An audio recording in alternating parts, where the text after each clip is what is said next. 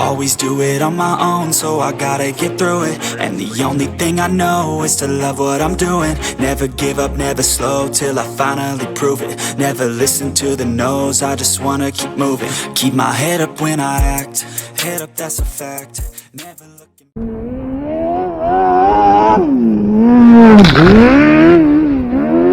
Morning. It's bright and early. It is Saturday the 26th. We were supposed to go to Brownstown. Well, they canceled. Cold weather plus rain plus yada yada yada. They just canceled.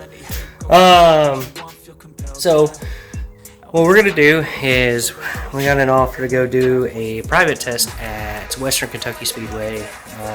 There'll be a few teams there. We'll be down there for about 4 or 5 hours, splitting some time, but we'll actually get out on the racetrack. We're going to go tomorrow, Sunday. There'll be some lightning sprint guys there, some modified guys. Western Kentucky Speedway is most commonly known as Nebo. It's a little bit bigger track than we normally run. I mean, it's a big quarter or small 3/8, basically drag strips with bank turns at each end. Very bank turns at each end. So this Saturday we're going to spend time finishing up the car. We got the news Thursday night as we were finishing up, getting it ready for Brownstown. I just put the setup in it, blocked it, we nut and bolted it. Was going over a couple more things and got the news. So we're just going to knock out a bunch of stuff. We're going to get Teo number 2 done. I got all the body work and stuff and whatnot painted, and got a new battery. Electronics are in, so we're going to try to get that running today.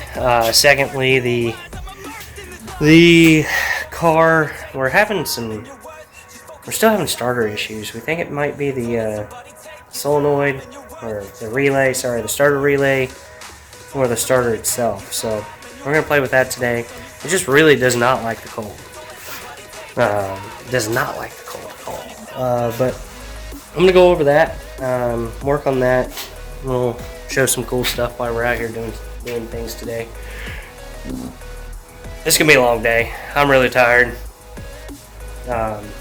It's, I think, 11 in the morning and I'm still wore out, but let's take a look at some stuff and some cool things I'm doing, some stuff that you could do at home. But yeah, thanks for joining in.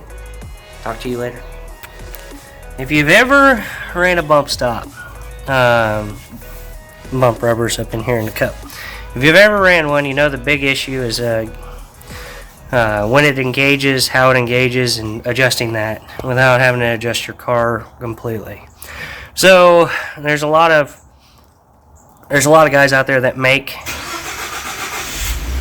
as Steve starts his truck, there's a lot of guys out there that make Packer kits, shim kits out of Delarin nylon. I think CSI makes them, and RE suspension. Well, if you ever look at those, they're pretty expensive. So I went to Amazon. These are 1/8 inch nylon washers, 1/2 inch ID, and I'm just cutting them. 15 for 11 instead of 25 for like 4. Thought you might like to know that.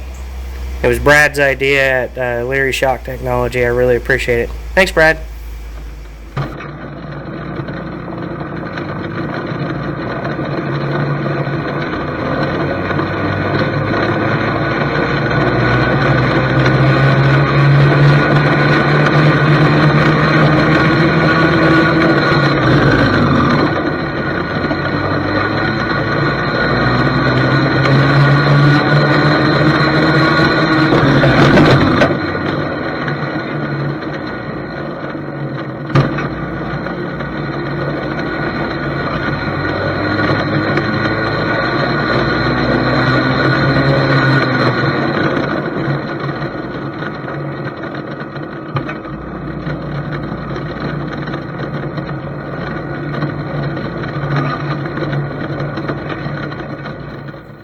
Boy, it's been a long day. Alright, so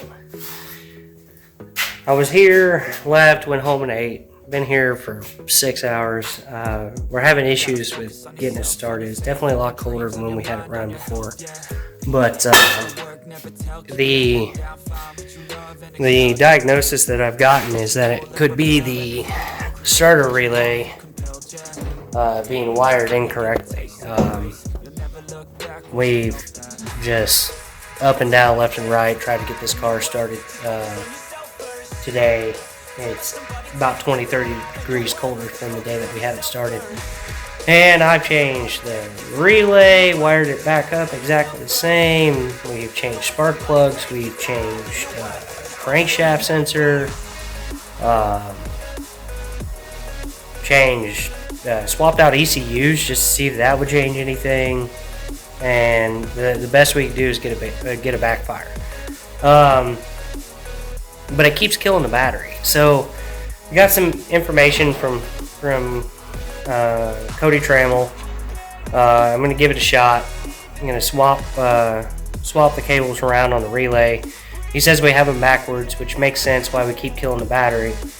Because the car's not giving direct voltage. Yes, it's completing the circuit, but whenever it tries to fire, it kills the voltage because it's trying to demand the voltage now from the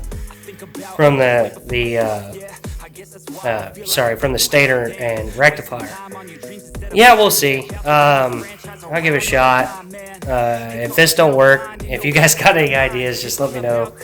It's definitely been a taxing day. I think we spent 3 hours just looking at it, trying to come up with solutions. So let me see what I can get figured out here.